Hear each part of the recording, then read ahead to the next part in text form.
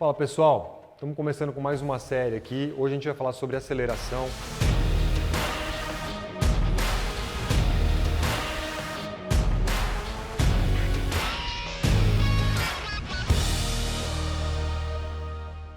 Só lembrando a vocês que a gente já fez uma postagem do levantamento terra e esse é o segundo vídeo dessa série, tá? Então a gente está mostrando como é que exercícios compatíveis e complementares que a gente aborda no nível 1 do Athletic Lab, né, podem ser utilizados a partir do momento em que a gente vai transferir a força, né, que a gente geralmente trabalha na sala de musculação, no centro de treinamento, para o campo, como essa transferência de força é feita. Então se você não assistiu o vídeo do levantamento terra, assiste lá, depois vem para esse vídeo, porque ele é uma continuação, é uma sequência e a gente vai falar coisas que são muito importantes, alguns elementos que a gente já abordou no primeiro vídeo do levantamento terra, ok?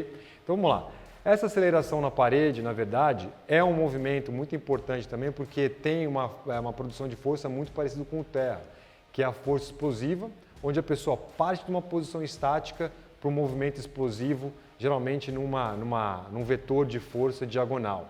A gente usa muito a parede para isso. Porque a parede permite para nós duas coisas importantes. Que a pessoa consiga ter tempo suficiente para conseguir entender o movimento, né? Em tempo real ela consegue pensar no movimento e executar. E para quem está observando, no caso do treinador, poder fazer os ajustes de correções que vão ser importantes depois quando ela for fazer aceleração livre. Então a parede é o que a gente chama de exercícios de assistência, onde ela dá assistência para a execução e para a observação, tá ok? Então a gente vai mostrar aqui a Suzana, mais uma vez, uma jogadora de futebol, ex-jogadora profissional, e a gente ensina muito aceleração para jogadores de futebol, mas ela é importante para qualquer pessoa, principalmente pessoas que querem desenvolver força explosiva, pensando na questão da manipulação do seu próprio peso corporal, né? Ou na sustentação do seu peso corporal. E a gente vai mostrar aqui a posição inicial da Suzana, uma posição próxima a 45 graus, os pés afastados geralmente na largura dos ombros, as mãos apoiadas na largura do ombro, na altura do ombro também, numa altura que seja confortável para a pessoa. Pessoas de diferentes alturas vão também se posicionar diferente, de acordo com o que fique confortável para as articulações. Então a gente vai mostrar a Suzana fazendo aqui o movimento correto, tá? Então a gente vai vou mostrar algumas vezes, deixar o movimento acontecer algumas vezes, depois a gente vai fazer algumas considerações sobre o que está certo aqui, tá? Então a gente tem a Suzana iniciando o movimento, então percebe que tem muita flexão no quadril no momento em que ela inicia, os pés paralelos, tá? E esse movimento, se você percebe no vetor, né, é um movimento que obedece um vetor, né? Esse vetor basicamente ele está na diagonal, mas ele tem uma ênfase horizontal. A gente quer com que ela projete o quadril à frente, né? E isso é muito importante, que é muito o que acontece no levantamento terra. Pensa que o atleta está saindo do chão, e uma vez que a barra está subindo, mas o quadril está se movimentando de trás para frente. Percebe que na aceleração, quando ela está aqui na parede, a mesma coisa acontece. A gente vai voltar um pouco aqui, né? Então percebe que ela assume uma posição que é muito parecida com o que a gente faz no terra, né? Grande flexão no quadril e nem tanta flexão do joelho, principalmente quando a gente compara com o agachamento, né? E aí percebe que o movimento é uma projeção explosiva do quadril à frente, né? Obviamente que a gente tem aqui algumas correções que a gente vai fazer mais à frente, mas o que eu quero chamar a atenção de vocês aqui é a movimentação do quadril, que sai de trás e faz um movimento explosivo à frente. Isso é o elemento mais importante da aceleração quando a gente pensa em transferência de força de baixo para cima, tá?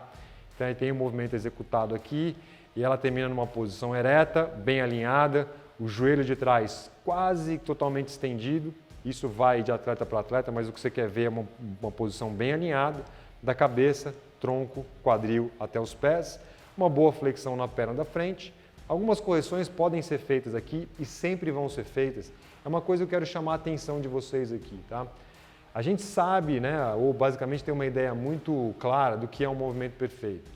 Mas mesmo entre atletas e alunos que sejam, tá, é muito difícil que a pessoa execute cada repetição com perfeição dos movimentos, né?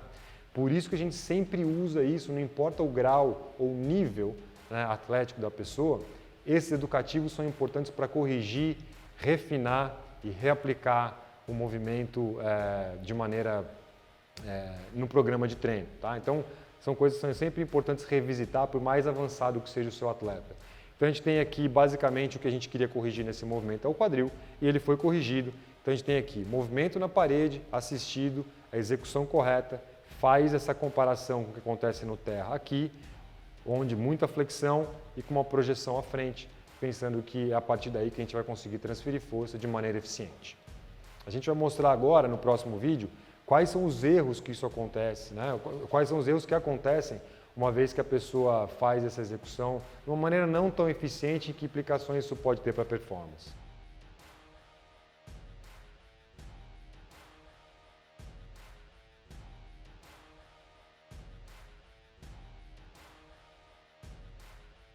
Então agora a gente vai mostrar o exercício na parede, né, o exercício de assistência feito de maneira incorreta. Eu vou deixar os movimentos correrem um pouco mais para que você possa fazer o seu julgamento do movimento, tentar identificar algumas coisas que você conseguiria corrigir aí, tá bom? Então vou colocar a Suzana lá fazendo de maneira incorreta, tá?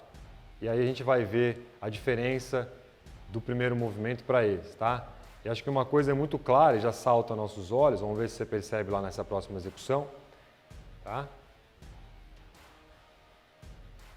E uma coisa que a gente costuma dizer é que a força, ela não é só a capacidade que você tem de produzir algum tipo de esforço muscular.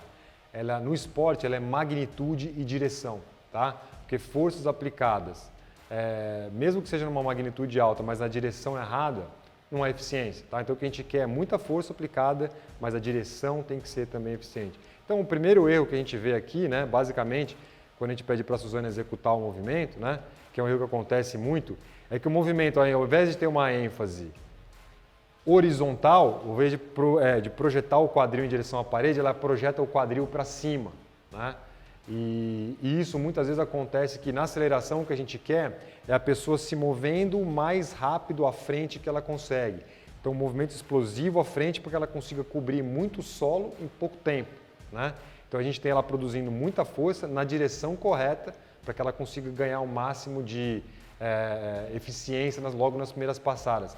Aqui o que ela faz, né, é projetar o quadril para cima ao invés de à frente. Então imagina que ela não tivesse a parede na frente dela, ao invés dela ir para frente, ela estaria indo para cima. Compara isso com outro atleta que estaria indo à frente e você vai ver a diferença que é em termos de distância foi coberta no solo. Com certeza esse atleta teria muito mais vantagem na saída do que ela, né? Pense que implicação isso tem para jogadores de futebol, jogadores de atletas de quadra, ou as pessoas do dia a dia mesmo, que não conseguem projetar, né, ou manifestar força no vetor correto quando você quer ensinar movimentos simples na sala de musculação. Isso é muito importante e requer do atleta e do aluno, né, bastante coordenação e, mais importante ainda, a consciência da onde e para que direção ela tem que produzir força. Então, mais uma vez, percebe a Suzana lá, ela sai de baixo e aí ela projeta o quadril acima, né, e faz com que ela fique em pé de maneira precoce. Ela acaba produzindo menos força, porque o movimento acaba ficando mais curto, né, e ela ganha estabilidade muito rápido também, porque ela está logo de pé. E a magnitude da força sendo menor, aliada à direção que foi incorreta, gera um movimento ineficiente. Que aos olhos de uma pessoa ou de um treinador não experiente, isso pode parecer normal, simplesmente porque se você analisar aqui, ela está em boa postura no final. Mas se você não analisou como foi a trajetória do quadril para ela atingir essa boa postura, você pode cair no erro de achar que isso aqui está certo, né? Só porque ela terminou em boa postura. Então não é só isso que a gente quer observar, a postura inicial e final, e sim como o movimento aconteceu durante a execução, que é uma fração de segundos, mas requer do treinador um olho clínico. Por isso que a gente faz esses vídeos tentando explicar para vocês esses detalhes. É claro que durante a certificação a gente aborda muito mais detalhes técnicos, outros erros que podem acontecer, né? Mas aqui acho que é o principal, né? Mostrar isso para os treinadores, para que eles comecem a ter um olho mais clínico com relação aos movimentos.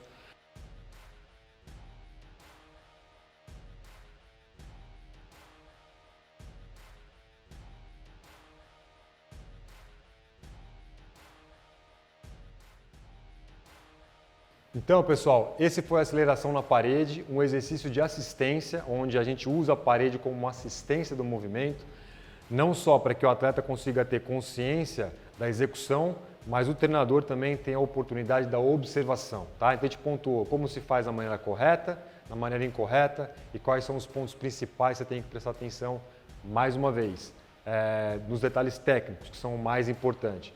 Se você gostou desse vídeo, dá um joinha, dá um like, compartilha com profissionais, seus amigos, com colegas. É sempre importante a gente compartilhar informações que a gente acredita que podem ajudar outras pessoas.